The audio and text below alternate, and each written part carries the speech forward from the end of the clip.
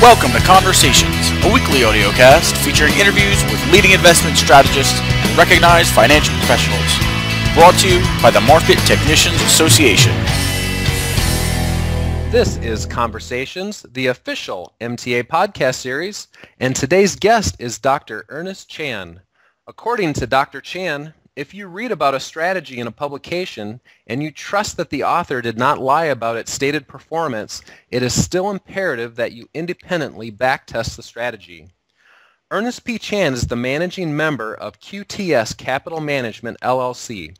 He has worked for various investment banks, including Morgan Stanley, Credit Suisse, and Maple, and hedge funds such as Maple Ridge, Millennium Partners, and MANE since 1997. Chan received his PhD in physics from Cornell University and was a member of IBM's Human Language Technologies group before joining the financial industry. He was a co-founder and principal of EXP Capital Management, LLC, a Chicago-based investment firm. Chan is also the author of Quantitative Trading, How to Build Your Own Algorithmic Trading Business, as well as Algorithmic Trading, Winning Strategies and Their Rationale. He is also a popular financial blogger at epchan.blogspot.com, as well as you can find him on his website at epchan.com. Welcome to the program, Dr. Chan. Oh, thank you for having me, Lance. Do you mind if I call you Ernie? Oh, certainly. Yes, this that's is what just a people conversation, you know? So tell me about your background. How did you make the leap from physics to financial markets? Do the same rules apply? Well, yes and no. Well, first of all, a lot of physicists have found their way into finance, so I'm by no means an exception. Well, most of them, of course, go into the derivatives world where the heavier math are required, whereas I have chosen to go into the statistical arbitrage world where, although there are math and a lot of computer programming, it is less complicated than the options trading world. And I feel that it's of course a lot of the background and the education for a scientist are applicable to the financial world. They're in both worlds. The numbers and the evidence are what's most important. You cannot really fudge the numbers in making a profit. But there is a one difference between finance and the scientific world, and which is that in finance, whenever you discover a new phenomenon, very soon that the phenomenon will be disappearing because many other people have discovered it at the same time, and they would have arbitraged that opportunity away. So that doesn't quite happen in the natural world. So you just came out with a new book called Algorithmic Trading. Who is this book designed for? What are there prerequisites to read this book? And do you need a PhD to benefit from the content you have in here? No, I think that this book is for anybody who has taken an undergraduate statistics course. It requires the most basic of statistics, nothing beyond freshman level course. And in terms of the programming, again, if you have taken one computer science programming course, or maybe even you have learned to program yourself, that would be sufficient to really follow a lot of the examples. So it is written at a bit higher level than my previous book, Quantitative Trading. It is for people who have done some technical-based trading themselves and would like to take it to the next level, maybe tighten some of their strategies and understand sometimes why certain thing doesn't work, avoid some of the subtle errors that I have myself discovered over years of practice. So it is by no means for the PhDs. It's really for anyone who have a technical mind, but not necessarily have the sort of academic pedigree for that. Sure, and you not only provide the approach, but some actual programming language and source code that you can download. Is that correct? Yes, all the codes are actually in the book, but they can also be downloaded from the associated website. So it seems that there's two approaches that you tackle the market. One's a mean reversion approach, and the other one is a momentum approach to the market. And which one do you prefer? Which one have you had success with? Well, these two kinds of strategies are, very, sort of the diametric opposite in many ways. And my ideal is to be able to trade them both. So I don't have a favorite. My ideal goal is to have half of one and the other half the other. And the reason is that mean reversion strategy have the benefit, has the advantage that it generates a lot of trades. And so you can get consistent profits day in and day out, at least in theory. However, it does suffer from the occasional black swan event. Occasionally a major drawdown because of some unexpected market event could wipe out a lot of days' profits. Mm-hmm. On the other hand, for the momentum strategy, it's the opposite. You are oftentimes losing small amount on a daily basis until suddenly you catch a strong trend and you make back a lot of the losses. So, if you look at the thing called Sharpe ratio, you'll find that mean reversion strategy has a very high Sharpe ratio, whereas momentum strategy usually have a lower Sharpe ratio, but Sharpe ratio doesn't measure all the whole picture. You have to look at also the occasional maximum drawdown, where the momentum strategy typically have a limited loss and unlimited upside. So sometimes I like to think of mean reversion strategy as like shorting an option, whereas a momentum strategy as long an option. Now, the focus of the book isn't necessarily to present strategies, but you do present some strategies. And there was one section in the book where you present Bollinger Bands, which is familiar to most of our listeners. And that was a spread trading mean reversion strategy between gold and oil using ETFs, so nothing complex like options. And the APR on that was north of 17%, and the equity curve was fairly smooth. But the trade-off seemed to be that it trades fairly actively. What would the average hold time be on some of these mean reversion strategies? Well, the strategies, most of the strategies I presented in the book actually are not that high frequency, and this one particularly probably trades just once or twice a day.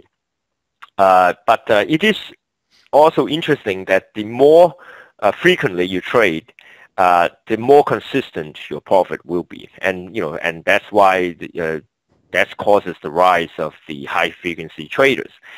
They, a lot of high frequency trader, they would not be pleased if there's a single losing day in the whole year, and that cannot be said of many long-term strategies. You simply cannot wish the market to give you profit every day. But if you are able to have a holding period as short as minutes, chances are you will be able to profit every single day. Is that practical for an individual trader? It used to be difficult, but now with the advance of technology, it is quite within reach for individual traders. There are many retail brokerage that have made it possible for a retail trader to hook up their computer programs to their account. There are many software providers of various level of sophistication that make it easy for the individual trader to program their strategy into a fairly high frequency automated execution system. I have listed a number of these software providers in my book, but I think almost every day there's a new startup catering to this particular need.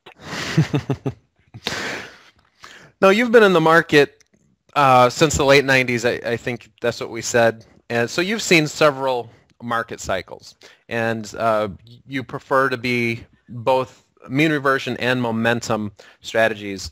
Which one does better when the markets turn down? I believe that momentum strategies perform well when you have a crisis. On the other hand, and that's reason for that is that in a mean reverting strategy, when there's a sharp drop in the market, typically it is, it's time to buy, for example.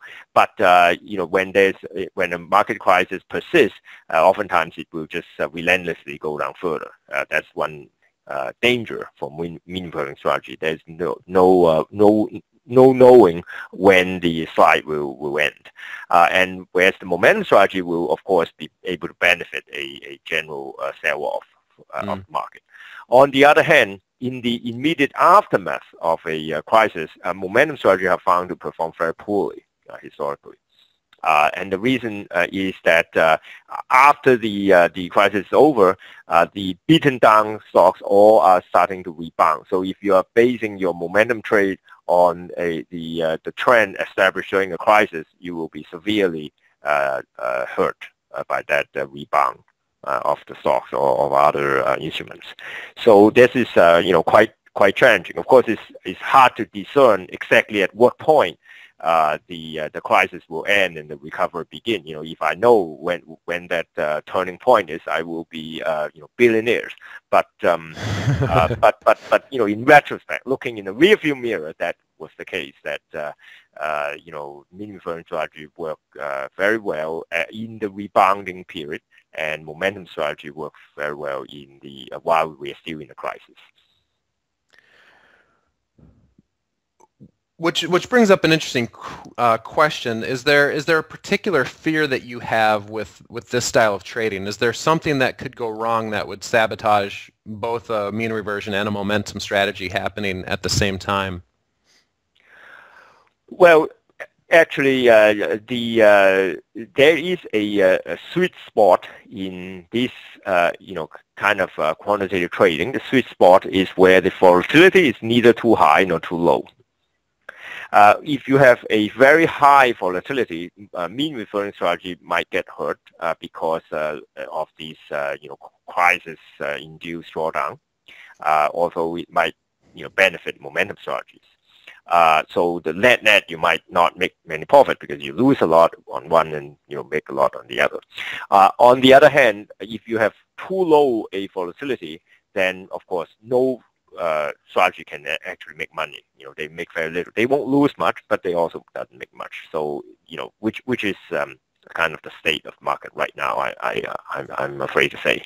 But the sweet spot is like if fix is between, let's say, 20 to 30, that would be ideal for mean reversion trade and also for momentum trade, because you don't get sharp drawdown and yet you generate enough day-to-day volatility to make a living, so to speak.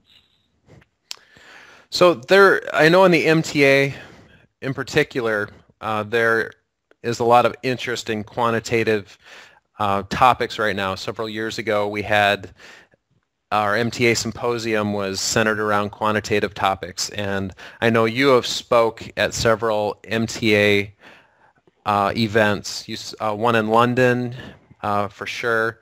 What advice do you have for someone who does not have a quantitative background but wants to move in that direction? Where would that person start? Well, the easiest place to start is actually, it's fairly easy for a technical trader to migrate into a quantitative trading world because for a lot of technical traders, they already have those technical indicators, which you will find already encoded in many of the software systems catering to quantitative traders. So, for example, if you're using MATLAB has a financial library that practically have every technical indicators under the sun ready for you to use. You do not have to write the program to design that indicator again. All you need to do is to put them together in a backtest program. So I would say that one place to learn is you can use as simple a tool as the Excel spreadsheet to backtest many of these strategies with your favorite technical indicators. You do not need to know anything beyond Excel. But that being said, it is much more powerful if you learn a more sophisticated programming language such as MATLAB or R or Python that will enable you to tackle much more efficiently many strategies that are a little bit hard to program with just Excel. Mm-hmm. Well, let's transition to the markets today. We're recording this in mid-September, and the markets have been moving up sharply for the last week. Where would you say the markets are at today? Well, I'm not. I don't pretend to be able to tell the market direction, except for in a few hours horizon. But I do find that this market presents a little bit of a challenge for algorithmic traders, as for many other traders, I would say, especially short-term traders, and that is the low volatility that's being presented. Low volatility coupled with low liquidity in the equities market in particular, it's does reduce the profits for high frequency traders. But if you have a strategy that hold multiple days, actually, this is an environment that might be ideal for you. Is there anything you would like to add before we go today? Well, I would just, invite the listeners to visit my blog, which have a very active discussions on topics related to quantitative trading. Again, my blog is epchan, epchan.blogspot.com, or they can just visit my website, epchan.com, for some of the training courses in quantitative trading that I do offer to various retail traders. Very good. Thank you for your time today. Thanks, Lance. Happy to. Today's guest has been Dr. Ernie Chan, and that concludes today's MTA podcast from LexingtonCapitalLLC.com. I'm Lance McDonald, together with recording engineer Shane Skwarak at the MTA, reminding you that price is always right.